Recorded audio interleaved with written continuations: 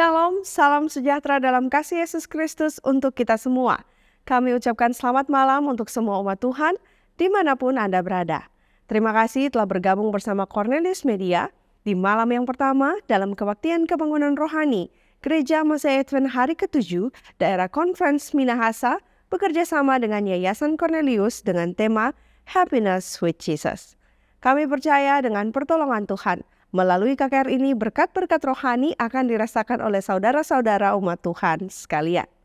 Jika Anda merasa terberkati, Anda dapat membagikan tayangan ini kepada teman, sahabat, dan keluarga Anda. Malam ini kita akan mendengarkan lagu pujian, serta doa buka yang akan dibawakan oleh Bapak Maudi Memahit dan diikuti dengan sambutan organisasi yang akan dibawakan oleh Pendeta Benny Ole Emfil selaku Ketua Gereja Masa Advent hari ke-7 daerah Conference Minahasa. Pada malam ini kita juga akan mendengarkan tips yang akan dibawakan oleh Ibu Naomi Ole Sante dengan judul Harapan bagi Keluarga Masa Kini. Umat Tuhan sekalian, kami memiliki ruang doa khusus. Bagi saudara-saudara umat Tuhan yang sedang bergumul dan rindu untuk didoakan, Anda bisa menulisnya di kolom komentar YouTube dan Facebook kami, dan malam ini doa akan dibawakan oleh hamba Tuhan Pendeta Jeffy Muaya KVM. Pembahasan firman Tuhan malam ini akan disampaikan oleh Pendeta Harke Mandolang MTH. Mari kita ikuti KKR ini dengan menyanyi lagu buka yang akan dipandu oleh Praise Team.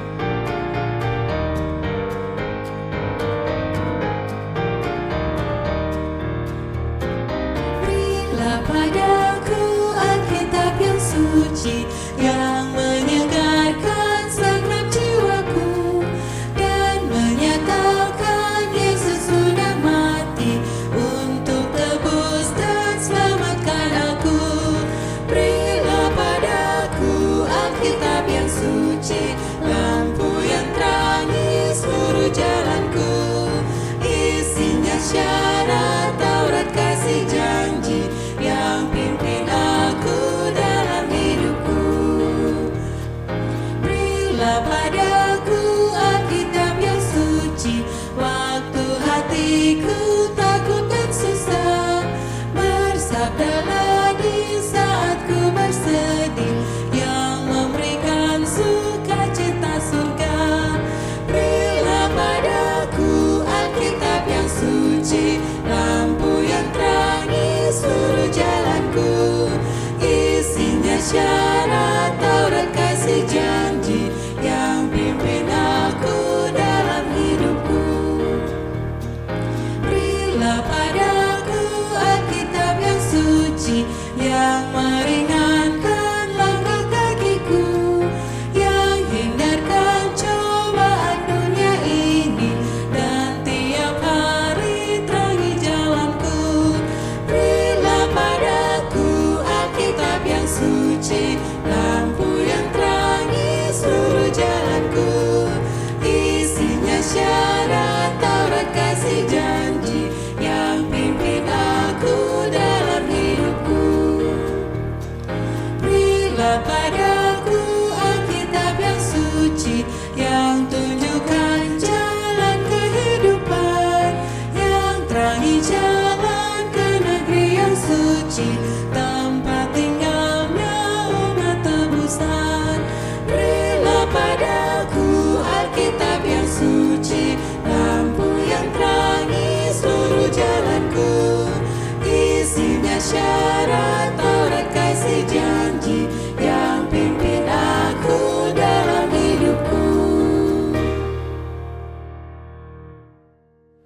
Baik, mari kita berdoa.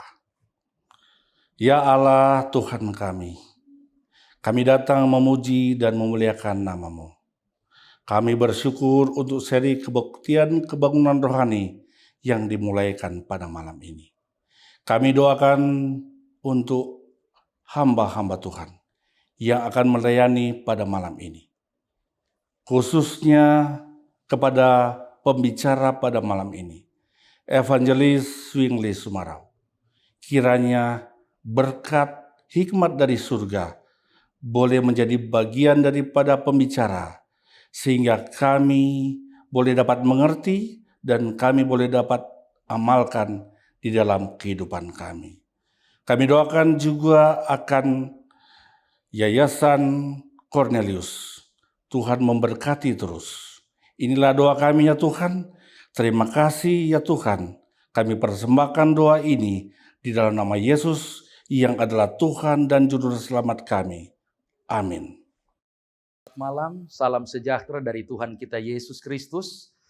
Tentu saja malam ini kita semua bersyukur, berbahagia oleh karena kita memiliki kesempatan yang indah untuk menikmati berkat-berkat rohani sepanjang minggu ke depan ini.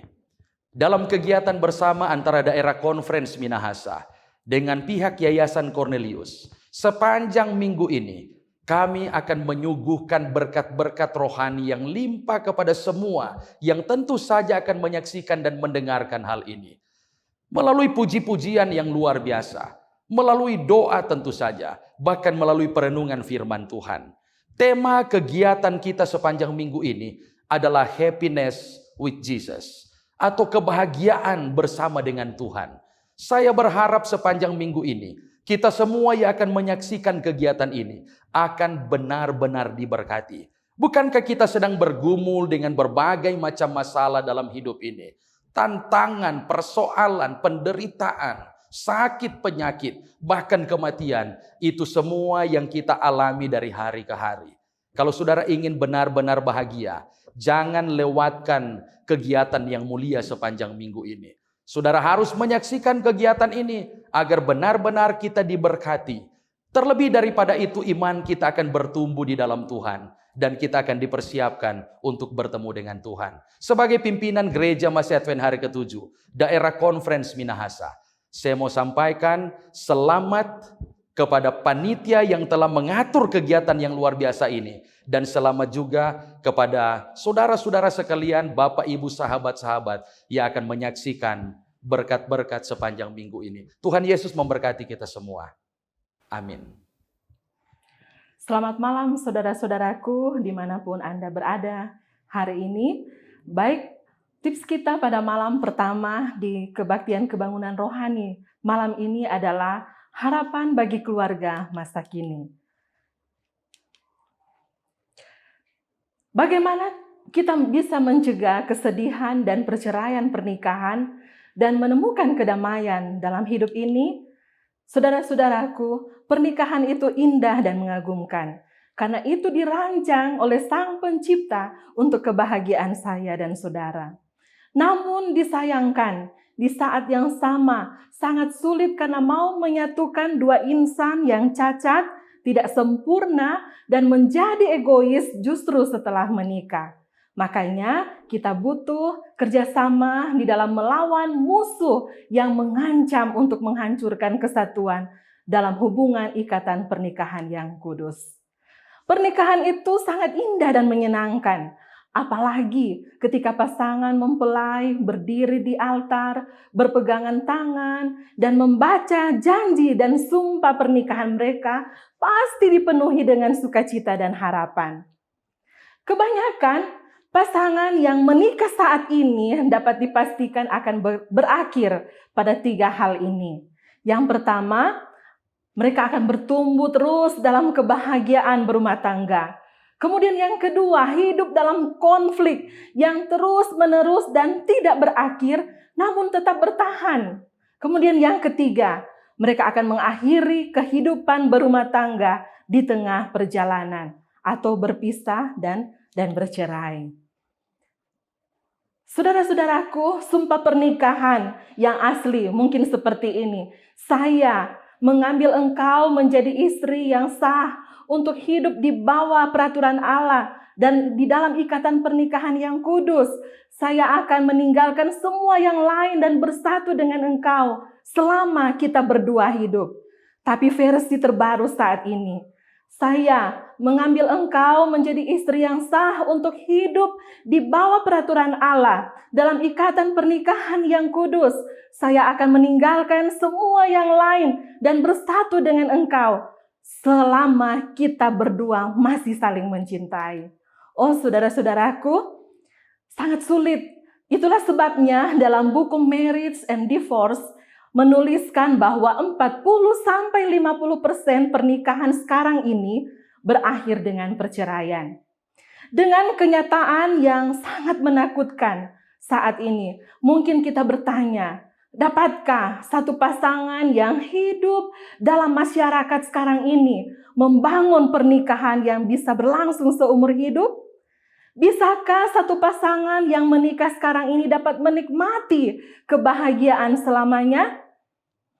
Tidak ada yang mustahil bagi Tuhan. Dengan berbagai upaya, waktu, komitmen, dan kemauan bersama untuk menjaganya, akan sangat mungkin untuk bertumbuh terus dan terus mempertahankan cinta yang menjadi dasar dalam pernikahan kita.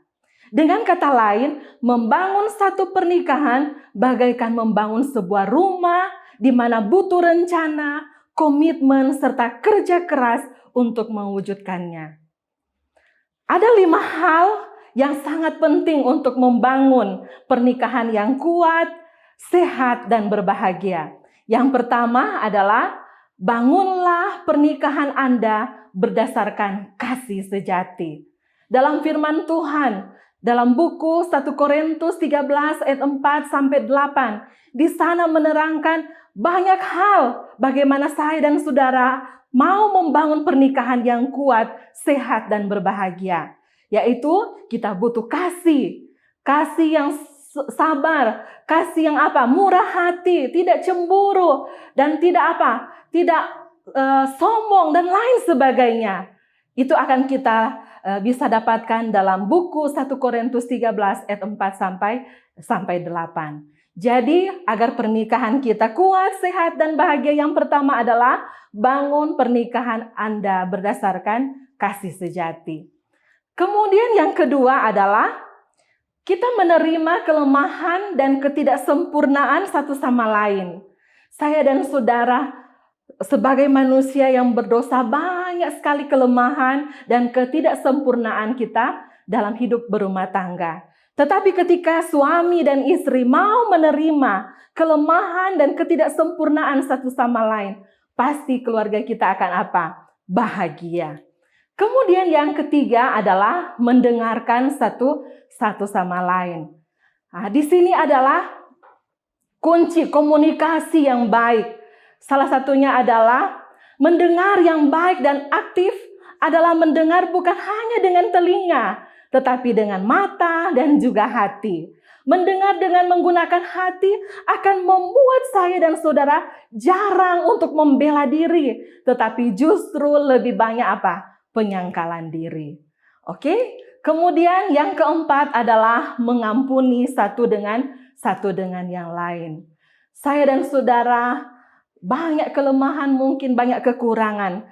Tetapi ketika kita menyakiti pasangan kita dan kita mau mengampuni dan memaafkan, sebenarnya saya dan saudara sedang dalam proses pemulihan dan penyembuhan terhadap rasa sakit yang kita alami, sekaligus memperbaiki keretakan yang terjadi dalam hubungan kita dengan pasangan yang kita kasihi. Oke, yang kelima, yang terakhir adalah memeluk pasangan kita. Saudaraku, ketika kita memeluk atau menyentuh satu sama lain, maka ada satu hormon dalam tubuh kita, yaitu hormon oksitosin. Itu akan dilepaskan, dan hormon oksitosin adalah hormon yang meningkatkan ikatan kita kepada orang lain.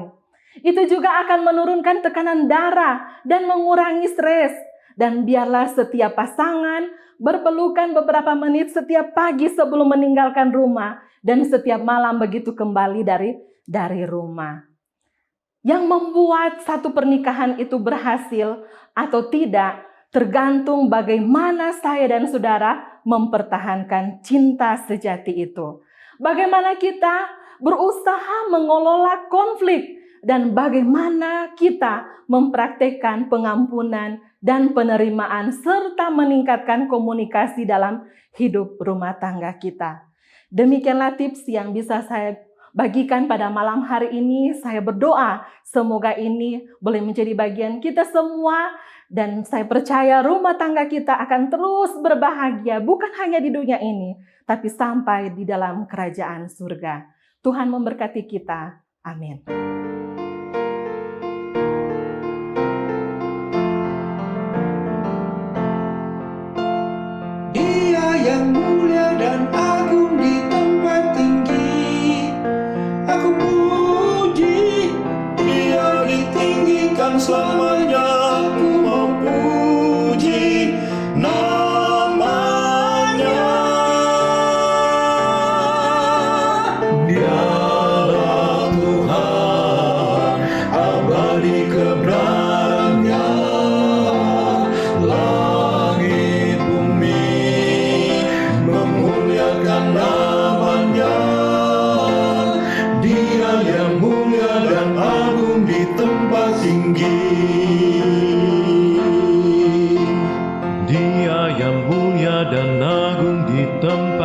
tinggi.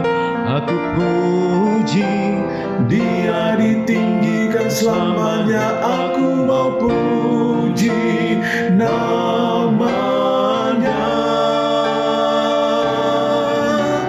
Dialah Tuhan, abadi kebenarannya. Langit bumi memuliakan namanya. Dia yang mulia dan agung di tempat tinggi. Dialah Tuhan, abadi kebenarannya. Langit bumi memuliakan namanya.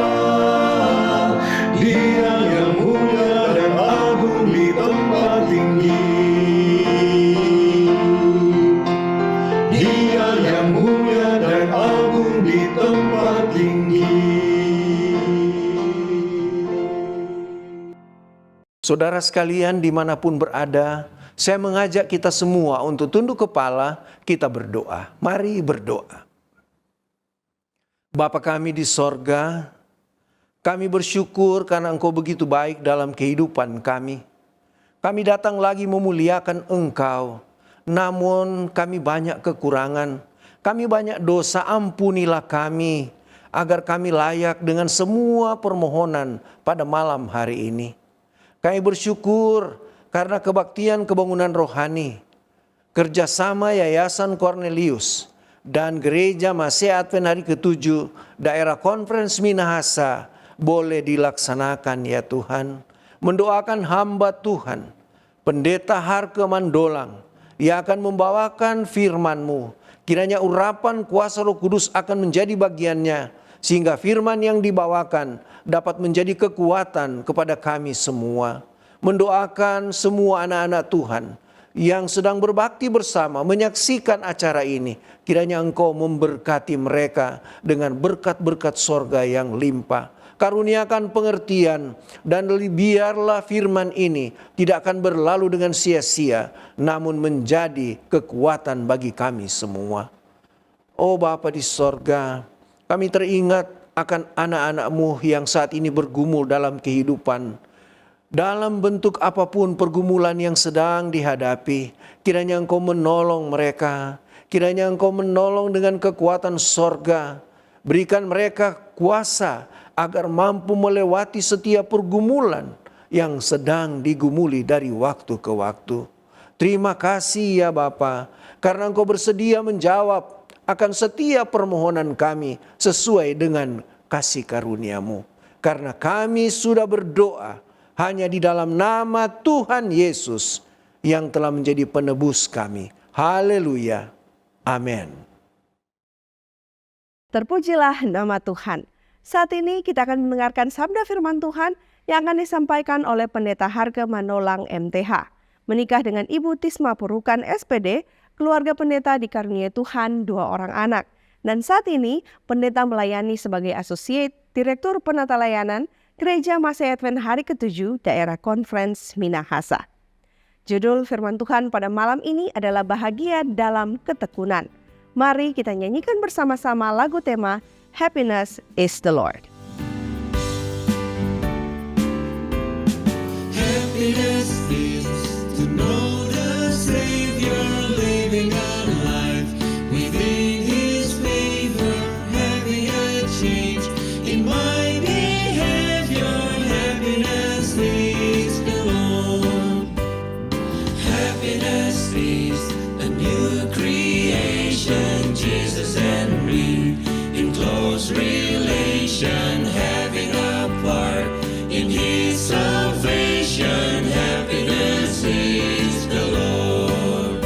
Real joy is mine, no matter if teardrops start.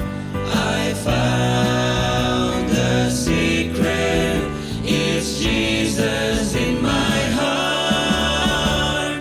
Happiness is to be forgiven, living a life that's worth the living, taking a trip that leads to heaven. Happiness is the Lord. Happiness is the Lord. Happiness is the Lord.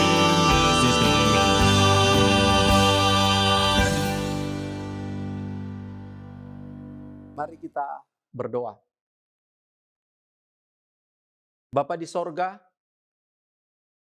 betapa rindunya kami untuk mendengarkan suara Tuhan.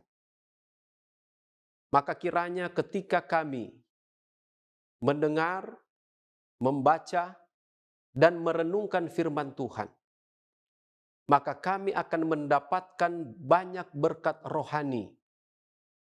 Berikanlah kepada kami hati yang terbuka untuk mendengar, serta hati yang terbuka untuk melakukannya dalam hidup kami. Oleh karena di dalam firman-Mu, kami akan mendapatkan kebahagiaan yang sejati di dalam Yesus.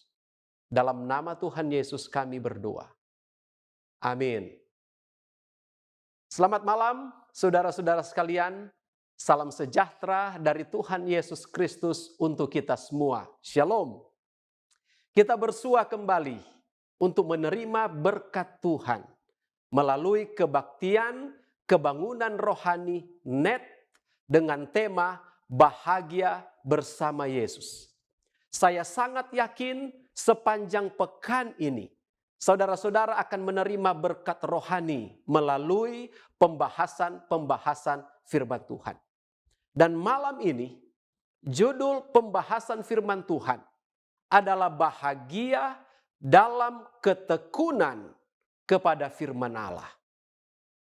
Setelah Allah menciptakan langit dan bumi, setelah Tuhan menciptakan pada hari yang ke-6, pasangan manusia yang pertama, yaitu laki-laki dan perempuan, Adam dan Hawa, maka Allah memberikan beberapa perintah kepada mereka. Salah satu perintah yang diberikan oleh Allah kepada manusia yang pertama kali diciptakan ini. Mari kita lihat di dalam Kejadian 6 ayat 16 dan 17. Firman Tuhan mengatakan, lalu Allah memberi perintah ini kepada manusia. Semua pohon dalam taman ini boleh kau makan buahnya dengan bebas. Tetapi pohon tentang pengetahuan yang baik dan yang jahat itu, janganlah kau makan buahnya. Sebab pada hari engkau memakannya, pastilah engkau mati. Lalu, apa yang terjadi dalam pasal 3? Ular adalah binatang yang paling cerdik dari segala binatang yang diciptakan oleh Allah. Dan kita tahu ceritanya bahwa setan menggunakan ular ini untuk menggoda manusia yang pertama itu, yaitu Hawa. Kita dapat melihat di dalam Kejadian pasal 3 ayat 1 sampai ayatnya yang keempat. Firman Tuhan mengatakan, adapun ular ialah yang paling cerdik dari segala binatang di darat yang dijadikan oleh Tuhan Allah. Ular itu berkata kepada perempuan itu, tentulah Allah berfirman, semua pohon dalam taman ini jangan kamu makan buahnya, bukan? Tetapi sahut perempuan itu kepada ular itu, buah pohon-pohonan dalam taman ini boleh kami makan. Tetapi tentang buah pohon yang ada di tengah-tengah taman, Allah berfirman, jangan kamu makan ataupun rabah buah itu, nanti kamu mati. Tetapi ular itu berkata kepada perempuan itu, sekali-kali kamu tidak akan mati. Hawa dihadapkan pada dua pilihan. Ada firman Allah, di sisi lain ada firman yang lain, yaitu firman setan. Dua pilihan. Dan dari Eden sampai sekarang ini semua manusia memilih dari dua pilihan ini, yaitu melakukan apa yang dikatakan oleh Allah dan melakukan apa yang dikatakan oleh setan. Melakukan firman Allah ataukah melakukan firman setan.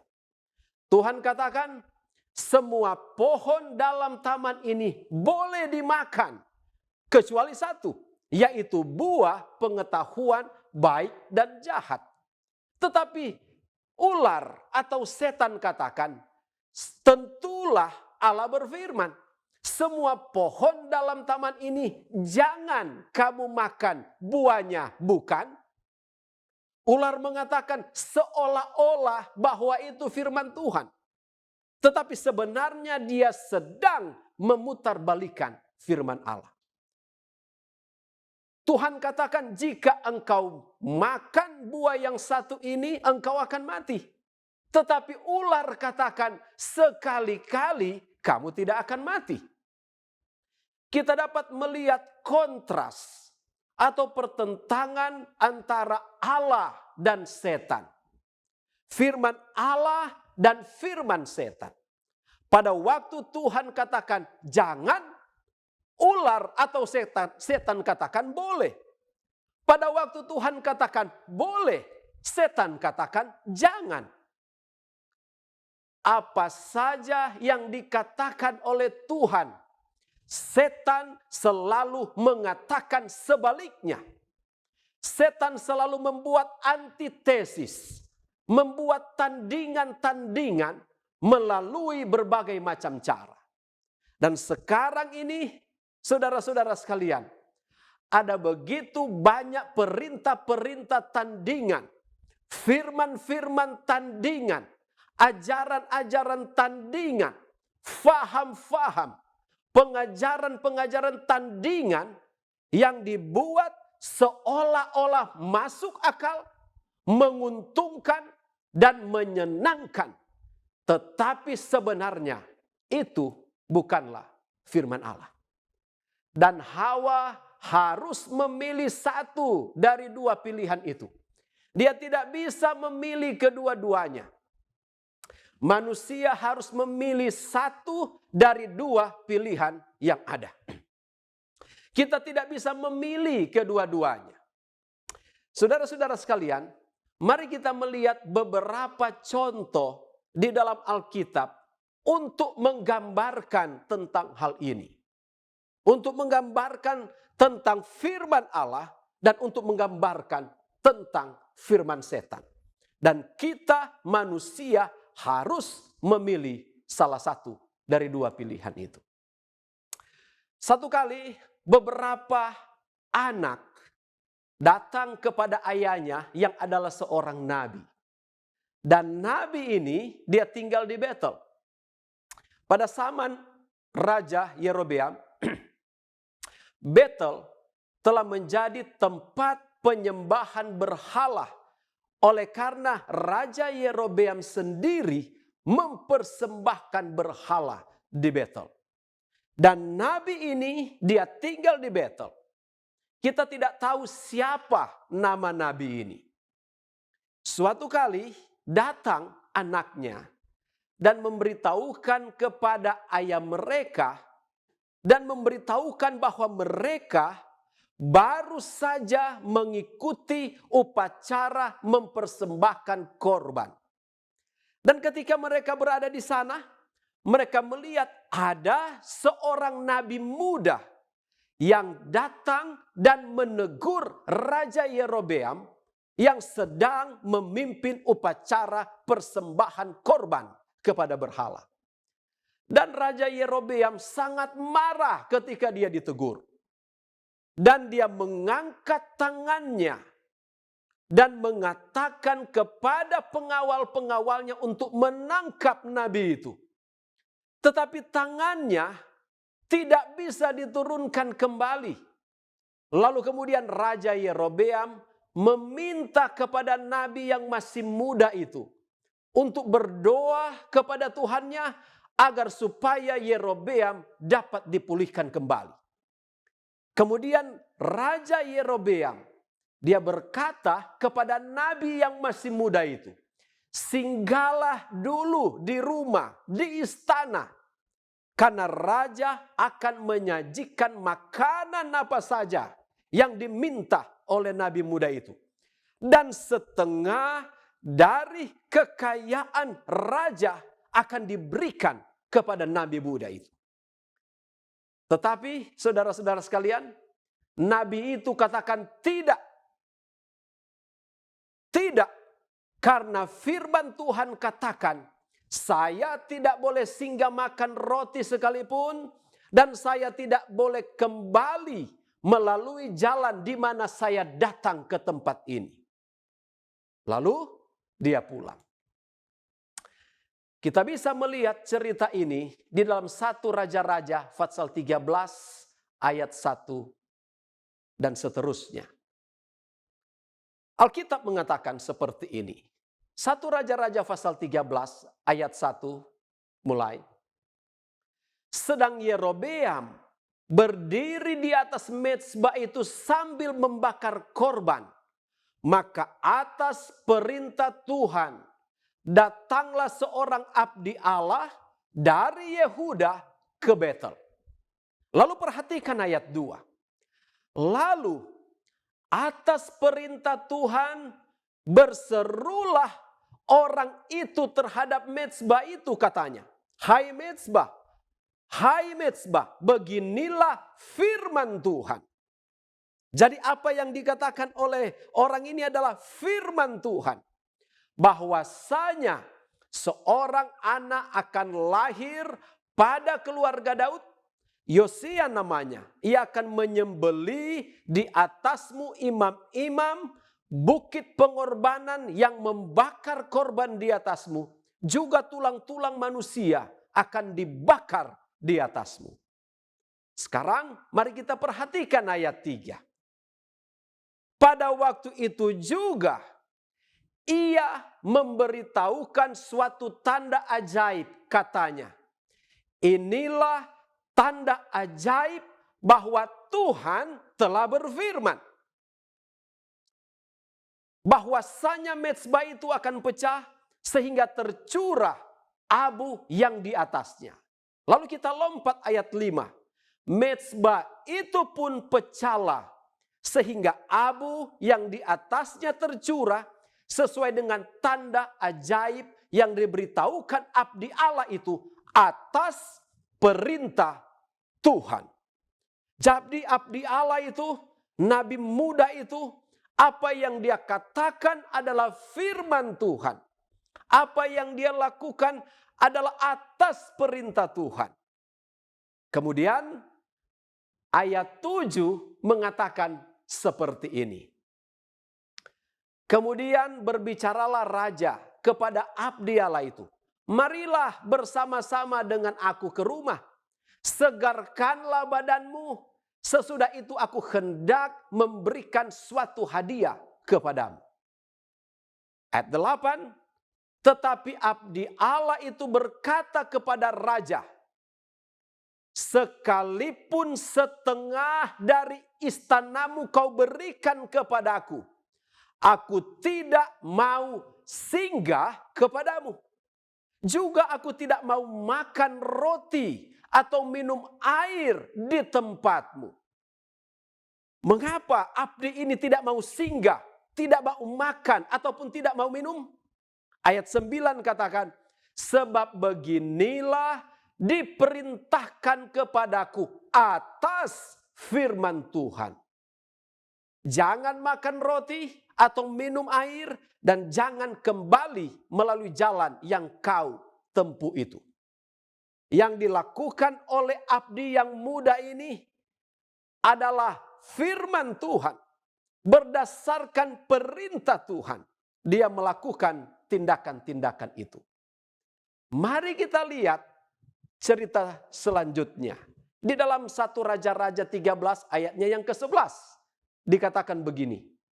Di Betel diam seorang nabi tua. Anak-anaknya datang menceritakan kepadanya segala perbuatan yang dilakukan abdi Allah pada hari itu di Betel. Mereka menceritakan juga kepada ayah mereka perkataan yang dikatakannya kepada raja. Kemudian ayah mereka bertanya. Nabi tua ini bertanya kepada anak-anaknya, dari jalan manakah ia pergi? Lalu anak-anaknya menunjukkan kepadanya jalan yang diambil abdi Allah yang datang dari Yehuda itu. Kemudian ayat 13 dikatakan, ia berkata kepada anak-anaknya, pelanai keledai bagiku, siapkan keledai bagiku. Lalu mereka memelanai keledai baginya, lalu ia menunggangnya. Kemana dia pergi? Dia pergi mengikuti abdi Allah yang muda tadi. Dan ketika dia dapati sang abdi Allah, nabi yang muda ini sedang duduk di sebuah pohon besar. Lalu ia bertanya kepada nabi muda ini. Di dalam ayatnya yang ke-14, 1 Raja-Raja 13. Engkaukah abdi Allah yang telah datang dari Yehuda? Jawabnya, ya, akulah dia. Lalu nabi tua ini katakan, marilah bersama-sama aku ke rumah untuk makan roti. Tetapi jawabnya, aku tidak dapat kembali bersama-sama dengan engkau dan singgah kepadamu. Aku tidak dapat makan roti atau minum air bersama-sama dengan engkau di tempat ini. Perhatikan ayat 17. Sebab telah diperintahkan kepadaku atas firman Tuhan. Jangan makan roti atau minum air di sana.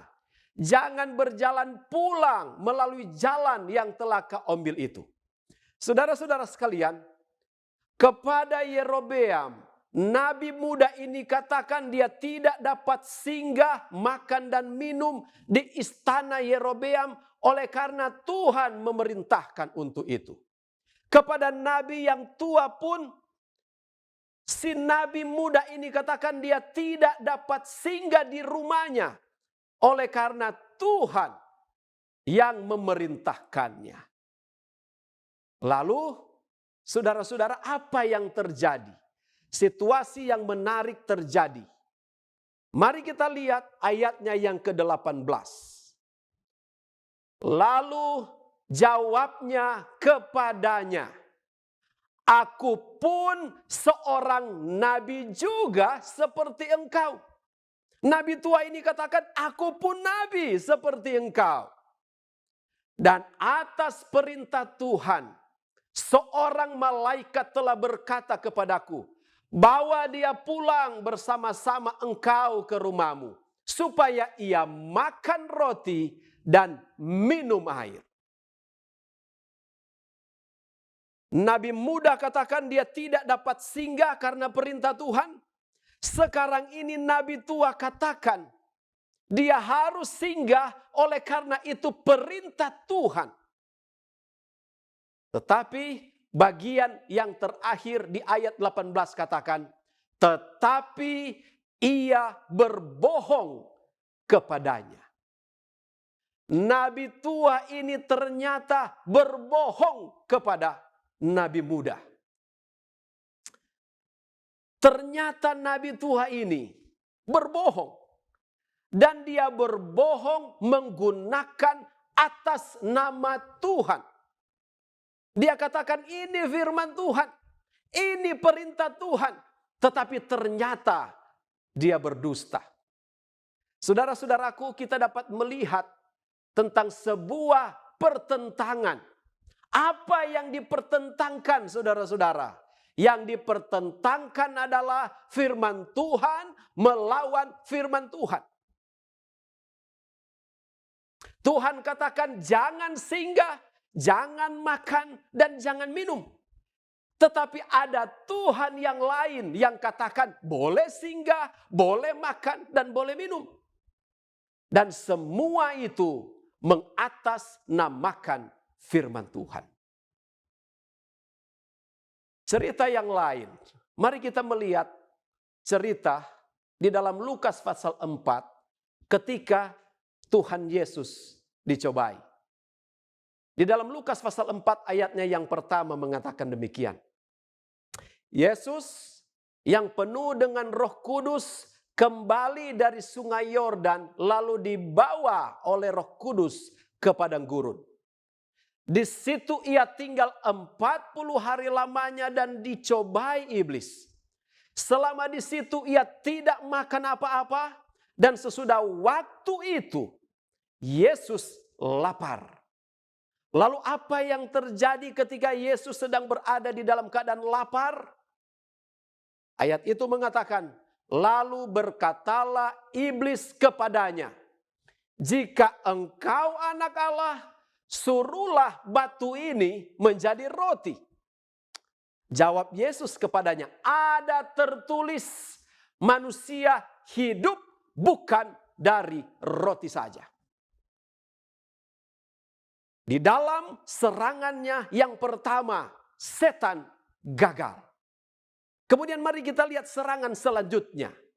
Ayat 5 di dalam Lukas pasal 4. Kemudian ia setan membawa Yesus ke suatu tempat yang tinggi. Dan di dalam sekejap mata ia memperlihatkan kepadanya semua kerajaan dunia.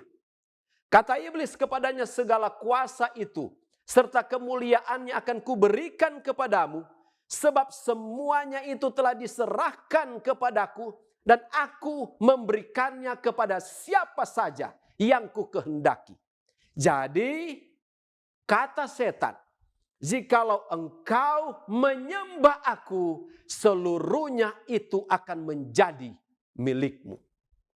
Pada serangan yang kedua ini, bagaimana reaksi Tuhan Yesus? Ayat 8 mengatakan, tetapi Yesus berkata kepadanya, ada tertulis. Mari selanjutnya kita lihat serangan yang ketiga. Dan serangan yang ketiga ini memiliki keunikan. Di dalam Lukas pasal 4 ayat 9. Ketika setan gagal pada serangannya yang pertama, dia gagal pada serangannya yang kedua, ketiga ini berbeda. Kemudian ia membawa Yesus ke Yerusalem dan menempatkan dia di bubungan bait Allah. Lalu berkata kepadanya, jika engkau anak Allah, jatuhkanlah dirimu dari sini ke bawah. Lalu ayat 10 menarik. Sebab ada tertulis. Kalau tadi serangan yang pertama, serangan yang kedua, setan tidak menggunakan kata ada tertulis. Tetapi pada serangan yang ketiga ini, setan katakan, sebab ada tertulis. Setan menggunakan firman Allah. Mengenai engkau, ia akan memerintahkan malaikat-malaikatnya untuk melindungi engkau.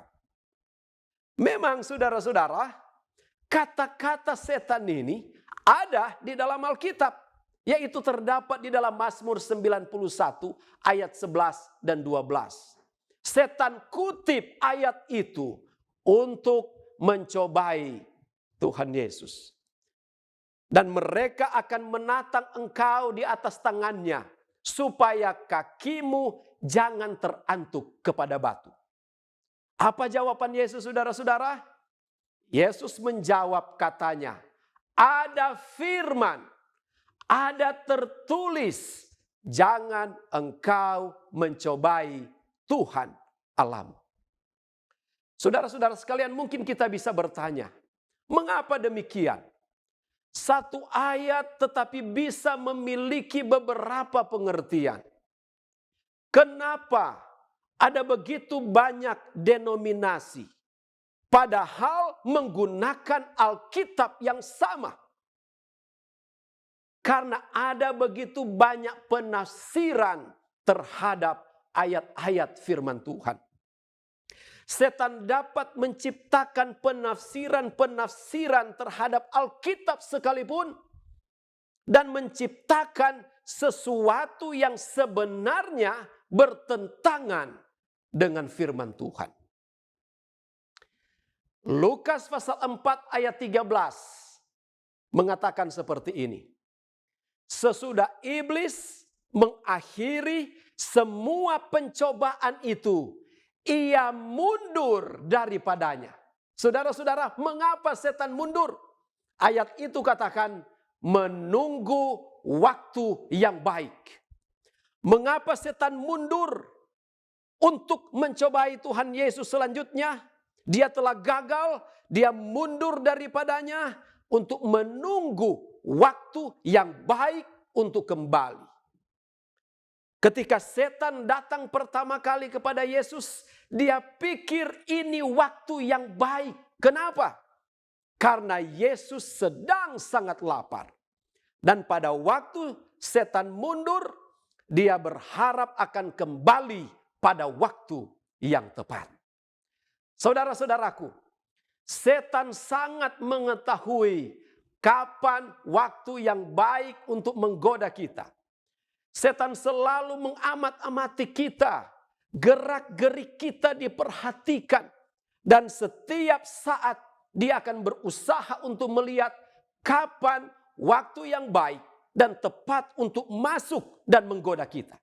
Dan ketika kita sedang lemah, kemudian setan masuk dan dia menambahkan dengan 1 atau 2 ayat untuk meyakinkan kita, maka kita masuk ke dalam perangkapnya kalau kita tidak teguh berdiri di dalam firman-Nya. Mari kita lihat pengalaman jemaat perjanjian baru, yaitu jemaat Galatia. Paulus baru datang mengunjungi jemaat Galatia dan memberitakan firman Tuhan di kota-kota di Galatia. Dan kemudian dia kembali ke Antiokhia, dan sebelum mengadakan perjalanan misionaris kedua, dia mendengar bahwa jemaat Galatia telah berbeda. Tadinya mereka sangat bersemangat dengan apa yang diajarkan oleh Paulus, tetapi situasi sekarang ini telah berbeda. Paulus katakan di dalam Galatia 1 ayat 6 sampai 8. Aku heran bahwa kamu begitu lekas berbalik daripada Dia yang oleh kasih karunia Kristus telah memanggil kamu dan mengikuti suatu Injil yang lain yang sebenarnya bukan Injil. Jadi saudara bisa lihat, ini adalah pertentangan Injil yang satu dengan Injil yang lain. Hanya ada orang yang mengacaukan kamu dan yang bermaksud untuk memutarbalikkan Injil Kristus. Biasanya saudara-saudara, kalau kita menemukan ajaran Alkitab yang jelas-jelas bertentangan, maka kita akan katakan ini bukan firman Tuhan. Tetapi yang menjadi masalah adalah ini ada ajaran yang benar, kemudian orang putar balikan sedikit saja ajaran itu dan kita jadi bingung. Ditambah lagi dengan sedikit ayat-ayat yang membingungkan kita, maka mungkin kita dapat berpikir bisa saja ini ajaran yang benar, padahal itu adalah kepalsuan dan penyesatan. Ayat yang ke-8 dia katakan, tetapi sekalipun kami, kata Paulus, atau seorang malaikat dari sorga yang memberitakan kepada kamu suatu Injil yang berbeda dengan Injil yang telah kami beritakan kepadamu, terkutuklah dia. Saudara-saudara, ayat ini harus dijadikan prinsip dalam hidup kita. Paulus katakan, sekalipun kami sendiri seorang rasul, kalau kami mengajarkan Injil yang berbeda, terkutuk. Bukan hanya rasul, malaikat pun dari sorga, kalau mengajarkan sesuatu yang berbeda, terkutuk. Begitu pentingnya nasihat Paulus ini, sampai dia ulangi kembali dalam ayatnya yang ke-9 dalam Galatia yang pertama. Seperti yang telah kami katakan dahulu, sekarang kukatakan sekali lagi, jikalau ada orang yang memberitakan kepadamu suatu Injil yang berbeda dengan Injil yang telah kamu terima, terkutuklah ia. Saudara-saudara, pada waktu Paulus akan mengakhiri perjalanan misionarisnya yang ketiga, Paulus memanggil ketua-ketua jemaat di Efesus dan Paulus mengatakan seperti ini. Di dalam Kisah pasal 20 ayat 29 dan 30. Aku tahu bahwa sesudah aku pergi, serigala-serigala yang ganas akan masuk ke tengah-tengah kamu dan tidak akan menyayangkan kawanan itu. Bahkan dari kamu sendiri akan muncul beberapa orang yang dengan ajaran palsu mereka berusaha menarik murid-murid dari jalan yang benar supaya mengikuti mereka. Dari mana ajaran-ajaran palsu ini muncul, saudara-saudara? Paulus katakan dari antara kamu sendiri. Dari dalam jemaat itu sendiri. Mereka yang memiliki Alkitab yang sama. Dari mereka yang memiliki Allah yang sama. Katanya mereka memiliki iman yang sama. Tetapi ternyata mereka ajarkan kepalsuan dan kesesatan. Saudara-saudara sekalian, apa amaran Tuhan Yesus bagi kita semua? Sejak dari Taman Eden, sepanjang perjalanan sejarah manusia, bahkan sampai menjelang kedatangan Yesus yang kedua, setan akan menyesatkan manusia dengan benih-benih kepalsuan. Dia akan menggunakan agen-agen untuk menyesatkan manusia dengan ajaran-ajaran yang kelihatannya ini firman Tuhan. Dan kita yang tidak berdiri di atas firman Tuhan yang benar, kita bisa disesatkan. Wahyu pasal 1 ayat 3 mengatakan, berbahagialah ia yang membacakan dan mereka yang mendengarkan kata-kata nubuat ini. Dan yang menuruti apa yang ada tertulis di dalamnya. Sebab waktunya sudah dekat. Wahyu pasal 22 ayat 18 dan 19. Aku bersaksi kepada setiap orang yang mendengar perkataan-perkataan nubuat dari kitab ini. Jika seorang menambahkan sesuatu kepada perkataan-perkataan ini, maka Allah akan menambahkan kepadanya malapetaka yang tertulis di dalam kitab ini. Dan jikalau seorang mengurangkan sesuatu dari perkataan-perkataan kitab nubuat ini, maka Allah akan mengambil bagiannya dari pohon kehidupan dan dari kota kudus seperti yang tertulis di dalam kitab ini. Apa artinya, saudara-saudara? Jangan menambahkan dan jangan mengurangi. Kita harus menuruti apa yang Tuhan katakan. Kita sedang hidup di akhir zaman, di mana pertentangan antara Allah dan setan sedang berlangsung. Pertentangan antara Injil yang benar dan Injil yang palsu. Firman Allah yang benar dengan firman yang palsu. Jangan biarkan kita hanyut dan disesatkan. Firman Allah yang benar adalah standar kehidupan yang harus kita ikuti. Untuk membuat kita bertahan menghadapi penyesatan. Dan untuk menuntun kita kepada kebahagiaan di dalam Tuhan. Mari kita tunduk kepala dan kita berdoa. Kami bersyukur kepadamu ya Tuhan. Oleh karena Engkau memberikan kepada kami kuasa Roh Kudus. Sehingga kami memiliki ketajaman rohani untuk membedakan Injil yang benar dan Injil yang palsu. Untuk membedakan mana suara Tuhan dan mana suara setan. Dan kiranya kami akan dapat berdiri teguh di dalam firman-Mu. Kami akan berpegang teguh di dalam firman-Mu. Kami akan bertahan di dalam hidup ini. Dan kami akan nikmati kebahagiaan di dalam firman Tuhan. Dalam nama Tuhan Yesus kami berdoa. Amin. Puji Tuhan atas pekabaran firman Tuhan yang boleh kita dengarkan. Kiranya berkat Tuhan tetap menjadi bagian kita semua, terlebih khusus bagi umat Tuhan yang telah mengikuti KKR pada malam hari ini. Kami tetap mengundang Anda sekalian untuk kembali bergabung bersama kami besok malam pada pukul 19.00 waktu Indonesia Tengah melalui live streaming di YouTube channel dan Facebook Cornelius Media dengan judul firman Tuhan, Bahagia dalam Pengharapan, yang akan disampaikan oleh Pendeta Dr. Swinei Standidio, MAR, MAFTH. Terima kasih untuk kebersamaan kita pada malam hari ini, sehingga seluruh rangkaian KKR boleh terlaksana dengan baik. Saya mewakili panitia dan kru yang bertugas pamit undur diri. Tuhan Yesus memberkati kita semua dan sampai berjumpa besok malam. Shalom.